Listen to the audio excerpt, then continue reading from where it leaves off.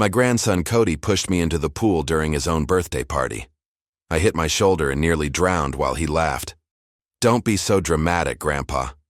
Everyone was filming. No one helped. Soaked and humiliated at 71, I realized something that would change everything forever. Before we go on, help us grow by subscribing and tell us in the comments where you're watching from. My name is Eugene Cooper. I'm 71 years old, a retired farmer, and I live here in Clearwater, Florida.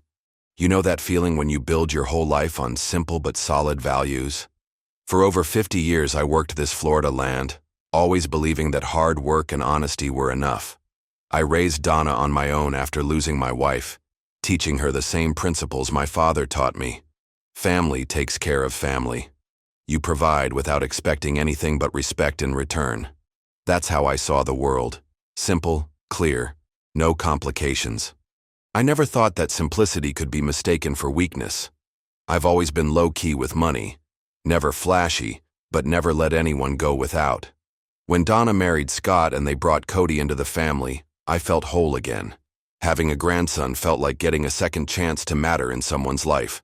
I paid off their mortgage when things got tight, covered Cody's college costs, helped with anything they needed. It was never about the money. It was about being there, about being useful. I never asked for anything in return, just basic respect. I thought love and gratitude were things that came naturally. All these years I truly believed I was building something solid with my family. They came over, we had cookouts, celebrated birthdays. It felt like we had a real connection. Donna always told me I was lucky to have family close, that a lot of men my age end up as some old guy disrespected by his own kin. I agreed. I felt blessed. I thought my quiet generosity was being noticed and appreciated. It never even crossed my mind that maybe I was just being naive. But sometimes life has a pretty cruel way of showing you who people really are. The little slights started subtly, you know. Cody had this habit of walking into my kitchen and grabbing my snacks without even asking. I always bought those ham sandwiches I liked to have in the afternoon, kept them neatly in the fridge. I'd come home, and they were gone. That ungrateful grandson had eaten every last one, leaving just crumbs on the counter. When I brought it up, he'd shrug. "Sorry, Grandpa, I was hungry." Like the house was his, and I was just some tenant. Donna found it funny, said it was just a young people thing, that I shouldn't be so attached to food.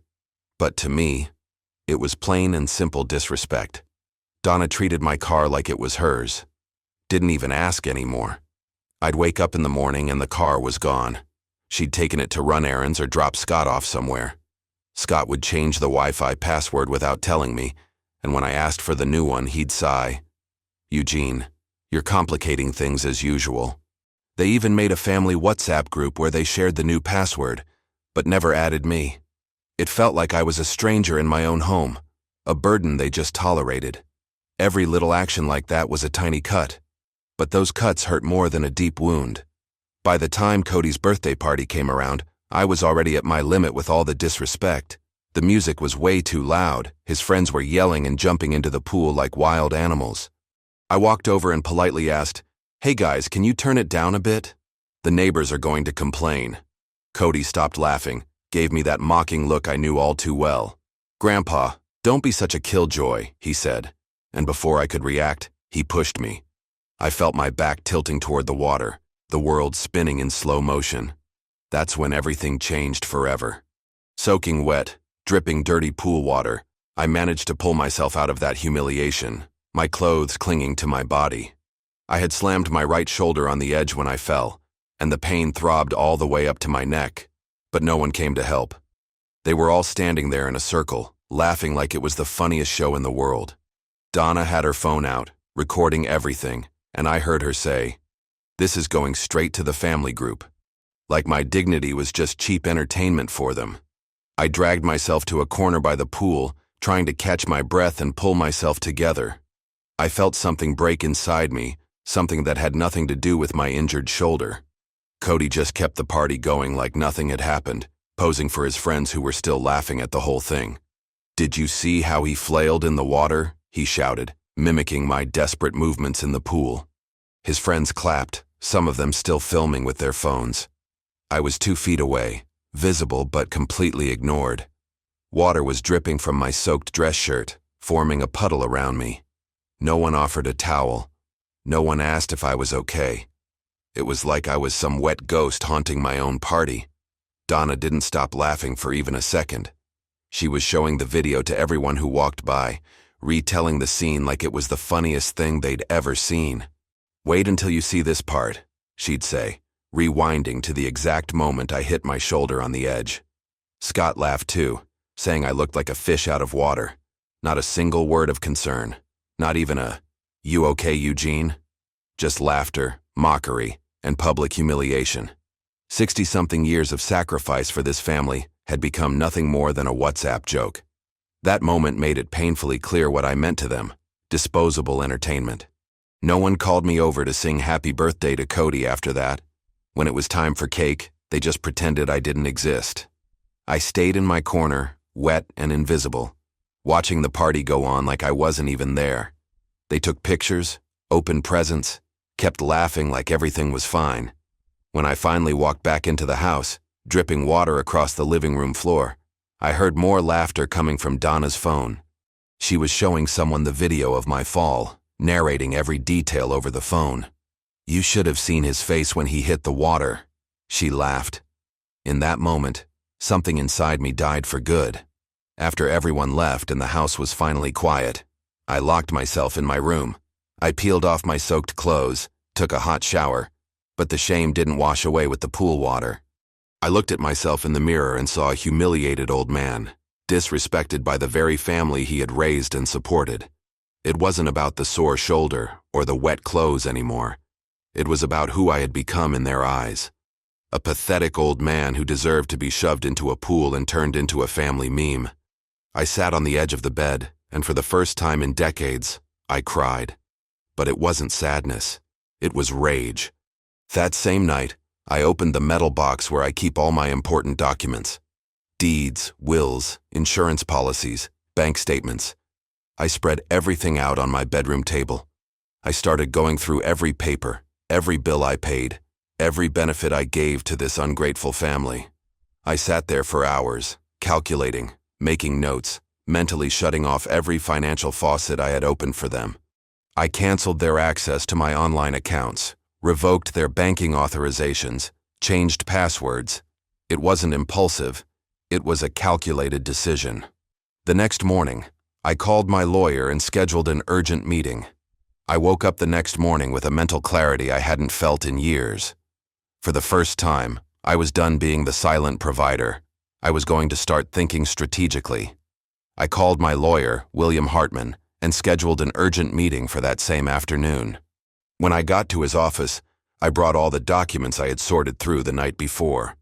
"William, I need to cancel my grandson's college fund and revisit some key estate matters," I said. He looked at me surprised. In 15 years of working together, I had never shown that kind of determination. William walked me through the full process of canceling Cody's college fund. The fund had been set up 2 years ago and had already grown into a significant amount designated solely for his higher education.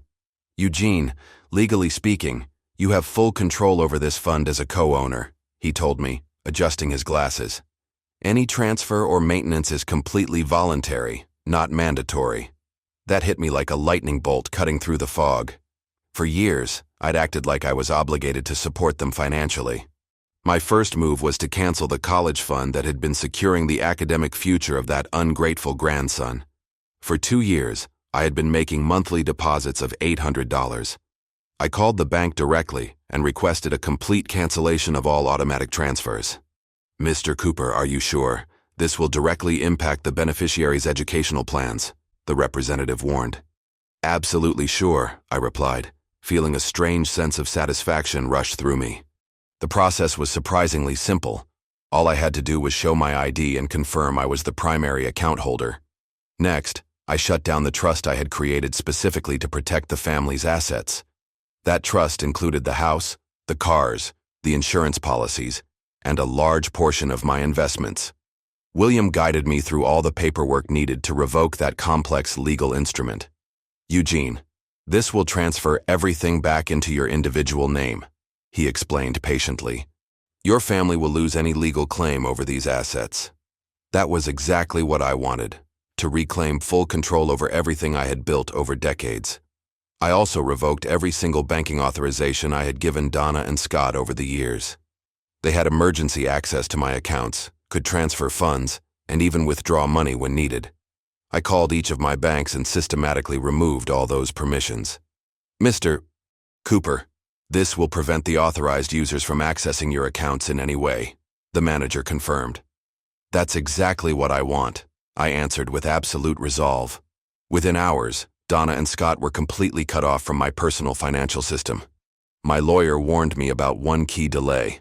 I'd have to wait until the weekend was over to start the process of selling the house. Eugene, the clerk's office only works during the week and you'll need a few specific documents, William explained. That meant I'd have to play along for a few more days, pretending everything was normal while secretly preparing my drastic exit. The wait would be torture, but necessary to make sure everything was done legally. I used that time to research housing options and mentally gear up to leave that toxic situation behind. The following Tuesday, I got an official letter from Cody's University requesting urgent confirmation from the co-signer of his education fund. The letter was addressed to me directly, asking for clarification about irregularities in the scheduled payments. It was my first sign that the plan was working. They didn't know yet that I was the one who pulled the plug, but they were starting to feel the consequences. I kept the letter safely. It would serve later as proof of the impact of their actions. It felt satisfying to see the system begin to respond to my strategic decisions. William warned me about another potential conflict. My daughter Donna might try to legally challenge my decisions. Eugene, she could claim that you're not of sound mind, he cautioned. It's important that you have proper documentation proving your mental clarity and decision-making capacity. That worried me for a moment, but William reassured me, explaining that I had full legal rights over my assets. As long as you're mentally competent, which you clearly are, no one can dispute your estate decisions, he assured me. Even so, we began preparing solid documentation to confirm my mental fitness. By Wednesday, the bank sent me the official confirmation of the closure of all funds and trusts. The document was formal and final, stating that I had regained full control of my financial assets. Seeing it all in writing gave me a sense of power I hadn't felt in decades. It was the early confirmation that my plan was unfolding without any legal or bureaucratic hiccups. I filed the bank document alongside the university letter, two key pieces of evidence I'd use when the time came to face my family. They still lived under the illusion that their financial security was guaranteed, but that illusion was about to collapse. The next day, the university officially responded to the fund cancellation. Without confirmed financial support, the enrollment offer is canceled. The message was clear and devastating. Cody would lose his college spot unless he could pay immediately. That's exactly what I hoped would happen after being humiliated in front of his friends. After decades of funding his education, he had paid me back by pushing me into a pool for laughs. Now he was about to learn the real cost of higher education, when it had to come out of his own pocket. The irony was almost poetic. He had thrown away his own opportunity. The family had plans to leave Friday for a long weekend at Scott's parents' beach house. It was the perfect window to execute the final phase of my plan without drama or interference. While they were off enjoying one last trip funded by me, I would finalize the sale of the house. William already had everything lined up. By the time they returned on Tuesday, the house would be officially sold. They'd come back to find they had no home to return to. The timing was flawless. They'd leave as a financially secure family and come back homeless. Time was working in my favor, and every second brought me closer to complete revenge.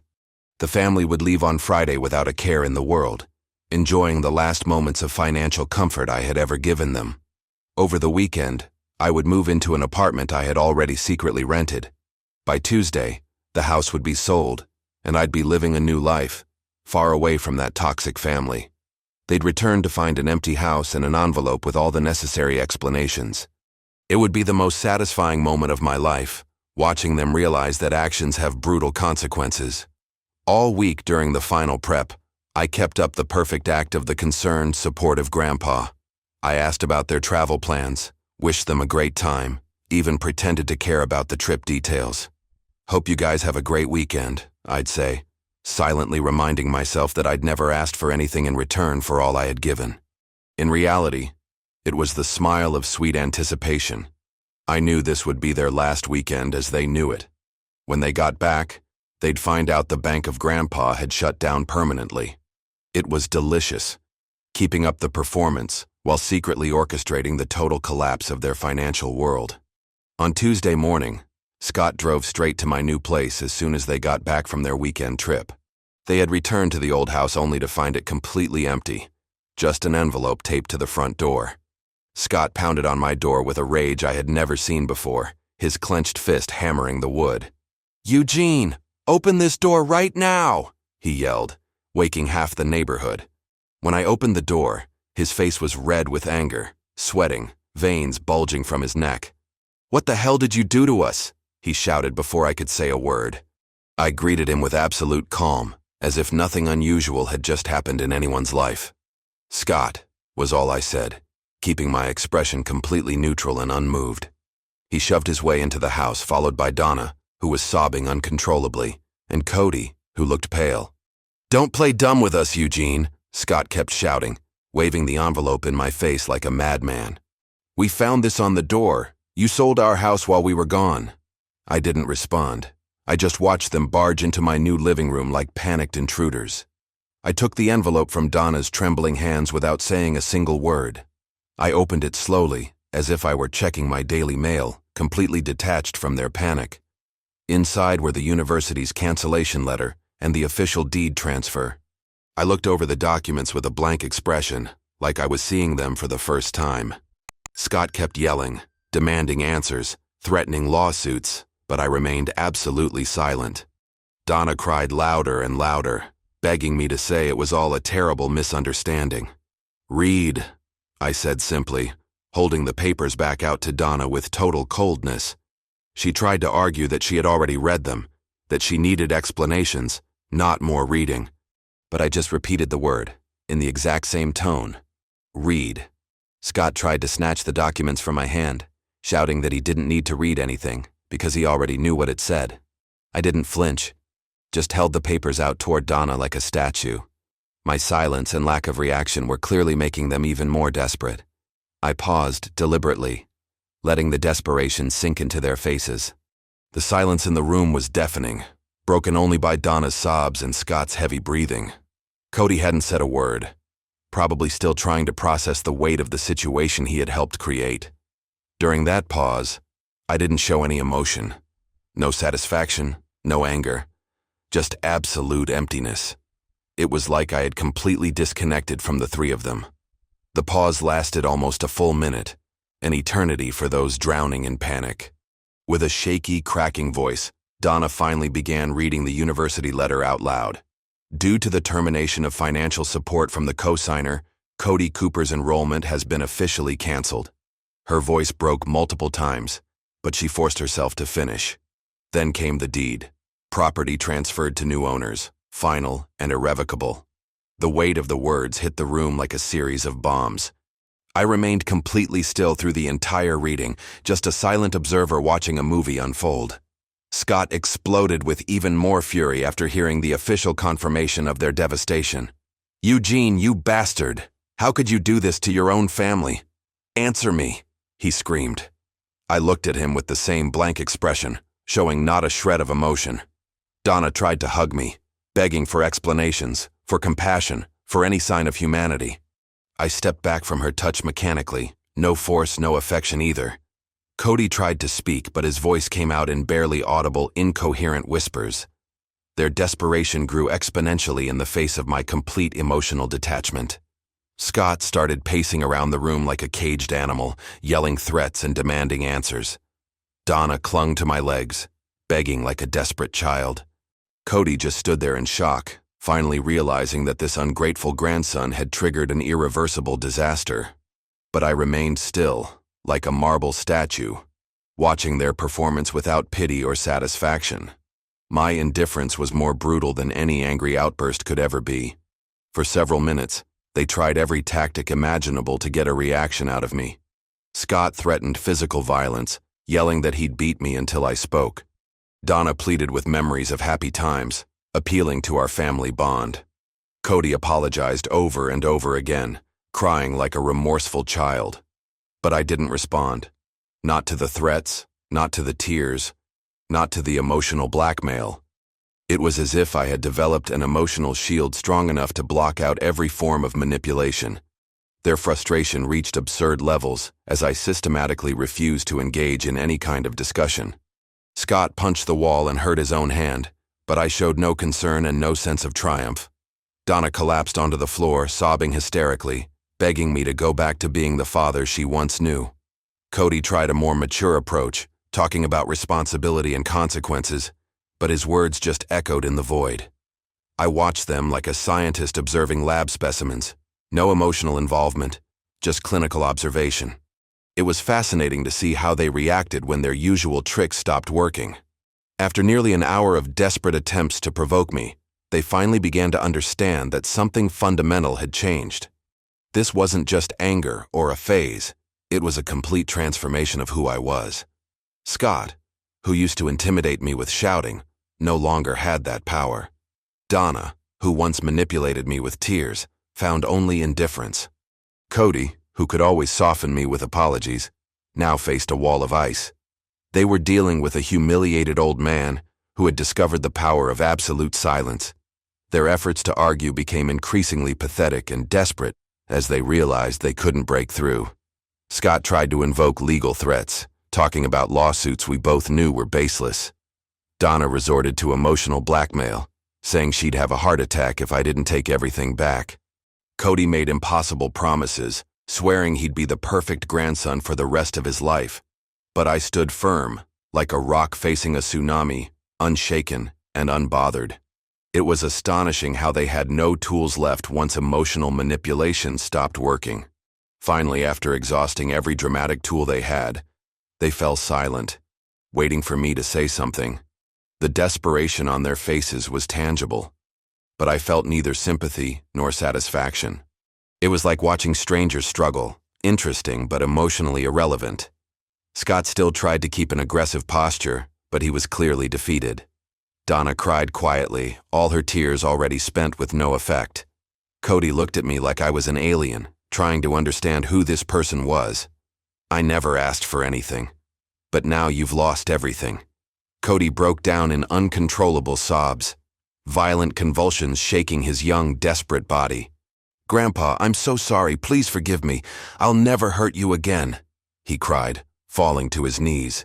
His hands trembled as he reached for mine, begging for an impossible second chance. "I was just being stupid. I didn't mean to humiliate you. Please don't destroy my future." The desperation in his voice was unmistakable. Decades of privilege dissolving because of one cruel prank. That ungrateful grandson was finally learning that actions carry devastating permanent consequences. But his tears came far too late to stop my calculated revenge. Donna erupted in a fury that completely shattered her usually soft demeanor. "Dad, you're sick. You're destroying innocent people out of pure spite and revenge," she screamed. "This isn't justice. This is cruelty. You're ruining lives over one mistake."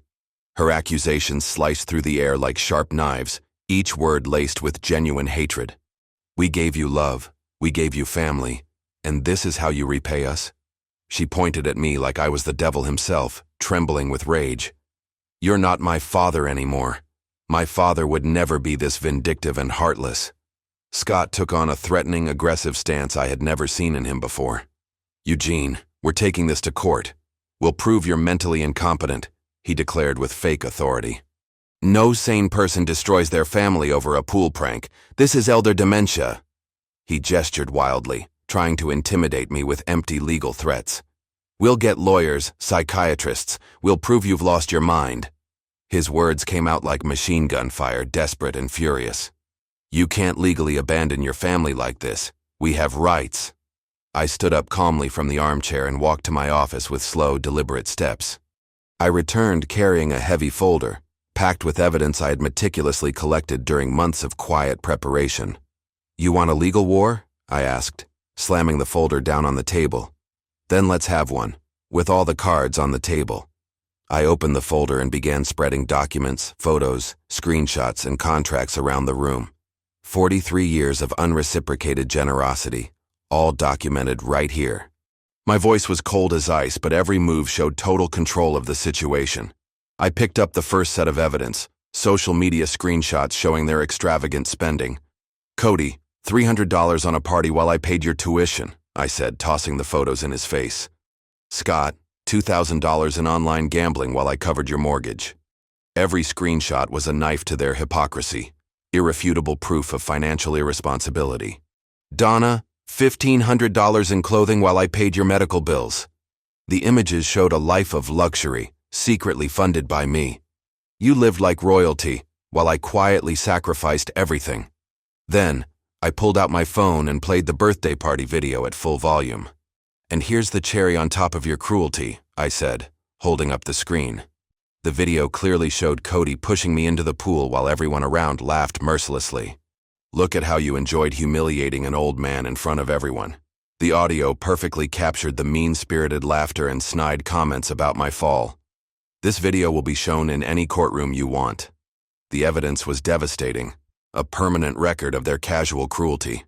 "Look at how you treated the man who supported you your whole lives." I grabbed the heaviest stack.